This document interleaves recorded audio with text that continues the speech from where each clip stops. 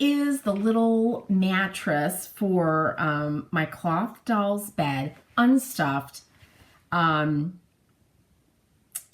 I'm really excited about how it's coming together. So I want to take a moment to show you how I actually did this so far, and then I'll come back and show it when it's all stuffed and ready to go.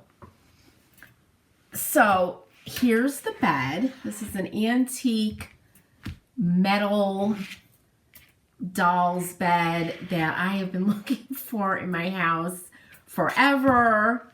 And Meredith pretty much fits in here, though I am going to make, I am making my pattern, another doll from a pattern that I shrunk down a little bit. So she'll really fit in here comfortably. Though when the mattress is in, I think she's just going to be able to luxuriate on this. So what I did with this, again, there's the side. So it's about 2 inches deep. But let me show you how I did this, because you really can't make a pattern for this. It's all about the measurements. So I measured the length, and I did it inside the frame. So it was 14 by 8.5. And then I added, because I'm a quilter, and I always use a 1/4 inch seam allowance, I added a 1/4 inch to each side. So the 14 became 14.5 inches, because I have a 1/4 inch here and a 1/4 inch down on this side.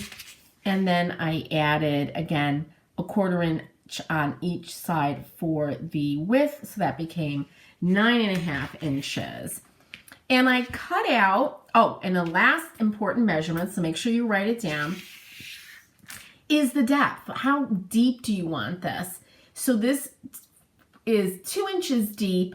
And again, I added a 1/4 inch on each side of that. Okay, so it became 2.5 inches deep.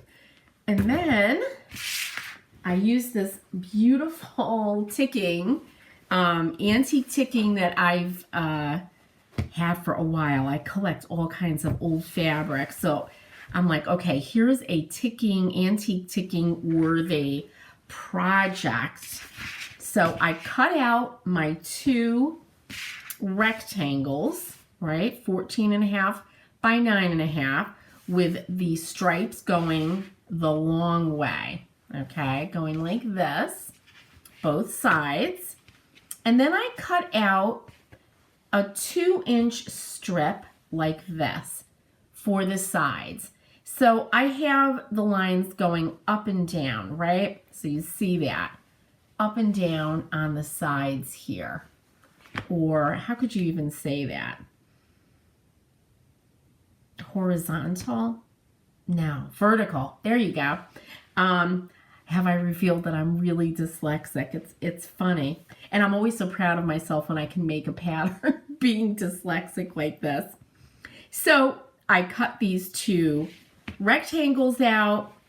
I measured around, all the way around, right? And added like 4 inches just to be sure for this 2-inch piece. And this is what I had left over. I did have to join a couple of pieces, but that's what that looked like. And then I've got piping here. I wanted to do piping. You don't have to do this. You could fill your little mattress, and at this seam, after it's all filled, you can kind of couch, right, or take little tucks, little stitches around to form this edge here. But I cut out a 1-inch strip, and again, I measured all the way around, added a few inches, and the same for the other side, all the way around, and added a few inches. I cut it out, again, 1 inch, and I don't have any piping cord, so I ended up using this, I don't know, really rustic rope here. And all I did, you can see what it looks like, I put the twine inside of my 1-inch strips, and I just basted. And you know what? I didn't do it on the machine because I don't have a piping foot for my new machine. I should have gone and looked at my Singer Featherweight feet. I didn't even look because I bet you there's one in there. But I ended up just basting. I ended up basting the whole thing because of this piping that I wanted. But you know what? It took me like a day of sitting down sewing, sitting down sewing. It wasn't that bad at all. And I was able to carry it around the house with me and work on that. So that's how I did that. And then it was just a matter of sewing, right, the piping to the right side, right, of our rectangular pieces.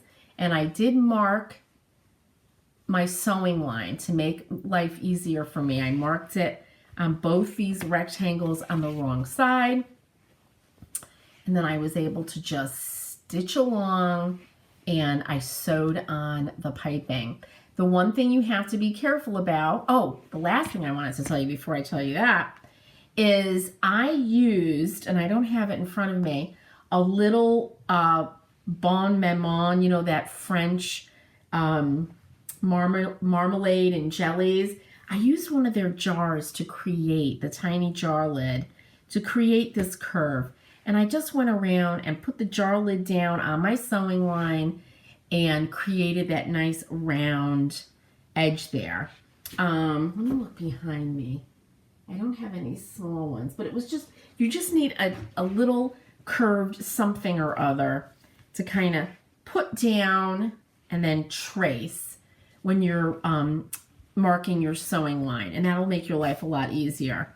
And then I just sewed on my piping on both the pieces, the top and the bottom. After that was sewed on, I got my 2-inch strip and sewed that all the way around, and I left open a little spot here to fill it up. And that's what I'm going to do now. And I will be back here to show you how I'm going to then take some little buttons or something to kind of give it that old-fashioned mattress look. All right, you guys, I'll see you then. I'll be right back. Here's the little mattress. How adorable is this? I'm going to show you how I'm going to make one more little tuft here through the ticking. So I filled it with just this eco-friendly fiber fill I had that's made from like corn or something. I threw in one of my little Jayne Stitches labels, and then I just ladder stitched it closed. Now, I did not fill this super tightly because it would just end up being this big bulbous hard ball, and I don't really need this. I want it to, it's an old-fashioned, you know, kind of French mattress, French ticking mattress. So for the tufts, I'm just using some pearl cotton embroidery floss, one of my doll needles, and I marked them. As you can see, this is an air erasable pen, and I kept moving them around. But what's really, of course, a good thing to do is just draw out on a piece of paper your 9.5 by, what was it, 14.5 inch, that was my measurement, rectangle, and put the points where you want them. You can make sure they're all even. This, I kind of just took my ruler and measured down, then 2 inches, 2 inches, 2 inches, and moved them around, as you can see, a few times. So for the tufting, I just go through from the top first, straight through the bottom, like that. And then right next to where I came out, I go through again. And we want to make sure you come up next to, there it is, where I went down. You could put a little button here if you want. anything like that. I just want to keep it simple. So this is what I decided to do. So you pull your thread through. Let me get a little bit closer. Or your embroidery thread. And I kind of push down and pull that up. Make a knot, or go through once. Don't make a knot yet. Then you kind of bring that down, push, compress as you pull it to give it that nice tufted look. Then I go through again. Here's the knot. And then one more time for good luck. And then trim it off. I'm leaving about an inch. And let's come out again. And there it is. How adorable is that? And it's perfect for Meredith, right? Almost perfect. This is the tall Meredith. As I said before, I did shrink my pattern a little bit. I'm going to sew up one of the dolls to kind of fit this. But let's look at it in the bed. So here's the bed. And look at this headboard. I just have to show you. This is a really old piece of fabric, and it came with this little wreath. So I just left it on. And we can put this in. And how adorable is this? Oh my goodness. I just love it. And I'll take pictures. Make sure you follow me on Jayne Stitches on Instagram, because that's where I post a lot of pictures. But look at how adorable this is. There's the sides and the top. Of course, I can't move my camera out far enough so you can see, but again, go to Jayne Stitches and you'll see this. But isn't that absolutely adorable? And I'm gonna make a couple of little ticking pillows and of course sheets and all of that, all the accessories to go with this, and I'll be sure to post pictures of that also. Any questions about maybe something that I left out, please ask in the comments. Be sure to follow me. I'm trying to get to my first 100 YouTube subscribers, so that'll help a lot. And if there's anything else you'd like to see me make for my dolls, let me know. And I'll also post, there's Meredith luxuriating on her bed. I'll also post where you can get the pattern to make your own Meredith doll. This is a new dress I'm working on for her. But there you go. She after making this, she's taking a well-deserved nap. Thanks for watching, you guys, and I'll see you back here again soon.